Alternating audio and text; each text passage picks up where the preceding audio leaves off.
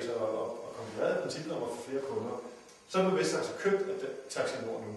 Men der havde Vesttaxa vores system fra starten, og så chaufføren hos Vesttaxa har i virkeligheden slet ikke opdaget, at de har skiftet. Altså meget groft sagt. Der er kommet et andet logo på printet, og det er næsten det.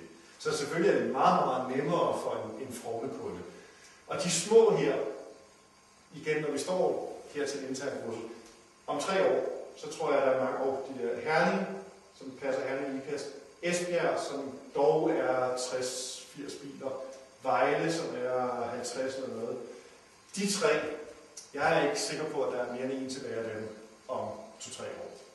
De er allerede nu i lidt forhandlinger med Dantaxi eller med de andre om at gå ind under det. Men det burde da også være i virkeligheden et salgsparameter, når man er ude og sælge til nogen, som ikke har et fronesystem, som ikke allerede er under en af de der kæmpe. Fordi at hvis I får et fronesystem, så kan I køre selv, men hvis I på et tidspunkt lader jer smelte sammen, så er det bare det.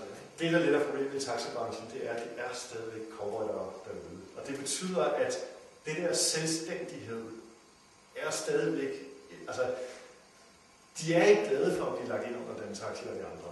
I virkeligheden. Altså, det ser man på, hvordan de helst vil, så vil de helst køre for sig selv. Men det kan de jo også.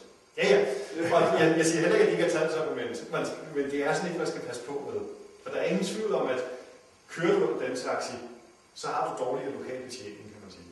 Og sådan er det bare. Så kan du spare på 2 millioner om året måske. Og det er forskel mellem, om du overlever eller ikke overlever.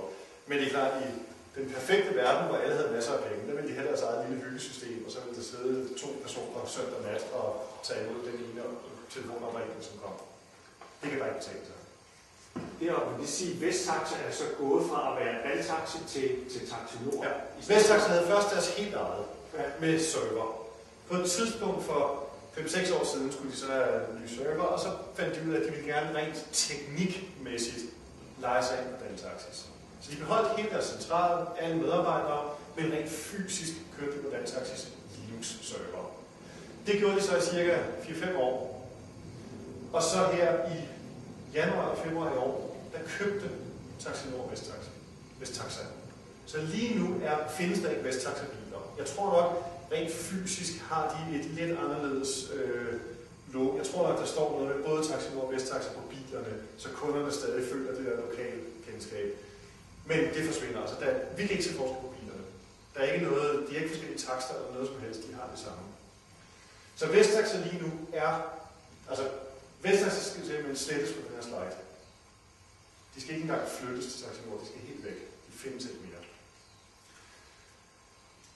Vi har en lille central i Herning. Herning IKAST har vist 10 biler, og Herning har 30-40 biler deromkring.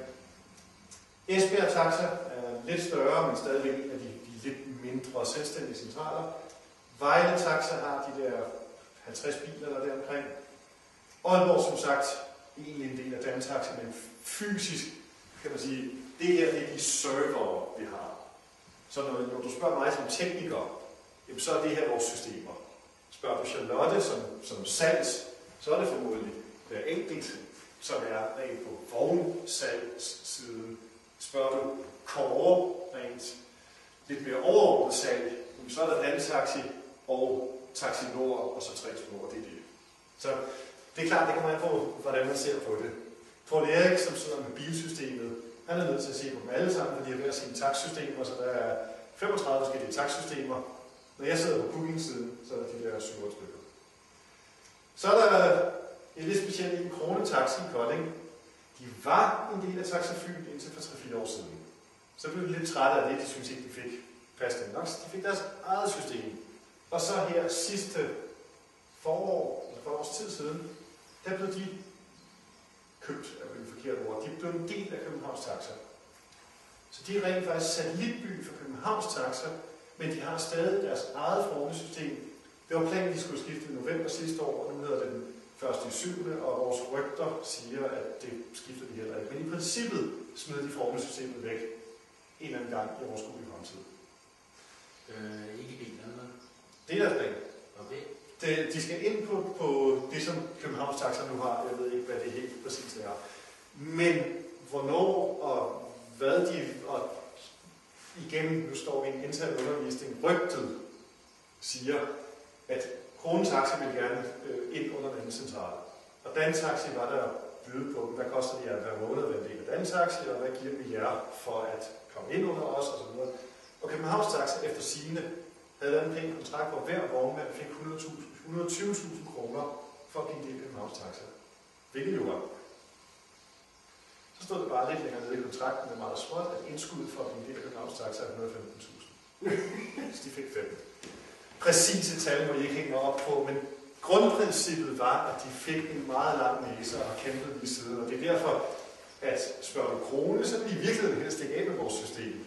Men de er en del af Københavns Taxa, og Københavns Taxa har en plan om, at de får Københavns Taxa-system. Så lige nu ved vi ikke, lige nu de køber nye funktioner på nye løs, og de opgraderer, og de får udvidelser og serviceaftaler, og jeg ved ikke hvad. Er det fordi, de tænker måske på at sammensmelte det med Vejle for eksempel, eller?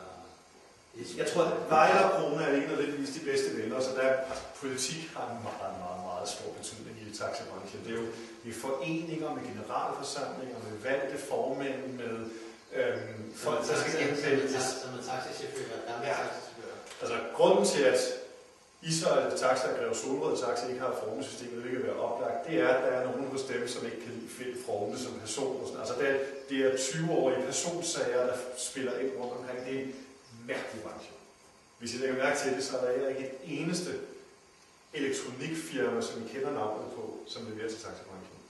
Der findes ikke et Philips taxameter eller et Sony taxameter, hvilket umiddelbart vil være oplagt. Hvorfor laver de ikke taxameter? Det er simpelthen et minefelt. Men jeg tror ikke, det skal være ud af Københavns Taxa-kontrakten. Men det, som muligvis skal ske, det er, at Københavns Taxa beholder de 2 systemer, ligesom Dantaxi har lige nu.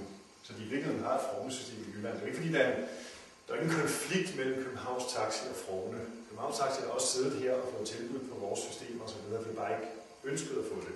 Blandt andet, og det måske forståeligt nok, de ønsker ikke, at Frome-systemet bliver et monopol i København.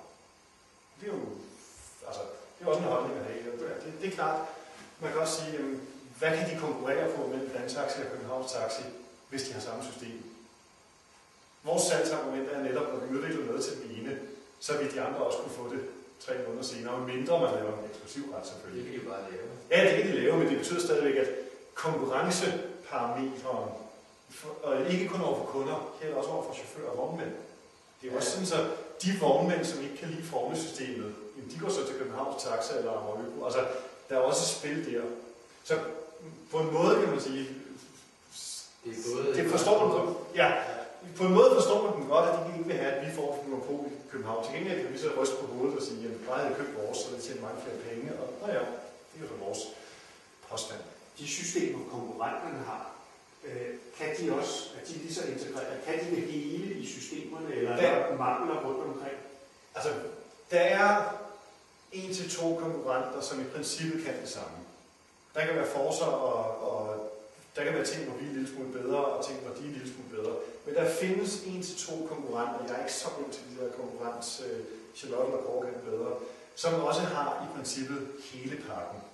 Men mange af dem gør det også ved at samarbejde lidt med andre. Altså taxameteret er måske et struktab-taxameter, som bare er integreret til deres dirigeringssystem. Så vi mener selv, at vi er de bedste af dem, der har den helt mest komplette pakke. Men du kan sagtens gå ud og købe os 1 eller 2 andre konkurrenter. I princippet også hele pakken. Men det er ikke sikkert, at alle delene er egenproduceret og sådan noget. Så vi mener stadig, at vi har mere kontinuiteten og integrationen, mener vi er lidt bedre på. Absolut. Og vi snakker virkelig om 1-2 på verdens, i hvert fald den vestlige verden, inklusive USA, som har det. Det er en meget lille branche på den måde. Men Kronetaxa, som nu har fonesystem og er inde under Københavns Taxa, hvordan snakker de op mod deres system? De snakker stadig med Københavns Taxa-system. De lever deres egen egen. Ja, okay. Og det der jo er... Men kan de det? Det er jo egentlig det, der er spørgsmålet. Eller vi ville godt kunne lave en link til det. Da rent faktisk købte Dantaxi, de købte Taxamotor her for 2-3 år siden. Der var jo, det er klart, man kan ikke skifte taxameteret i Taxamotors, jeg tror, der var 150-200 biler. Det kan man ikke bare gøre sådan overnight, og det vil de heller ikke. Der lavede vi rent faktisk en link mellem Taxamotorsystem og Dantaxi-system,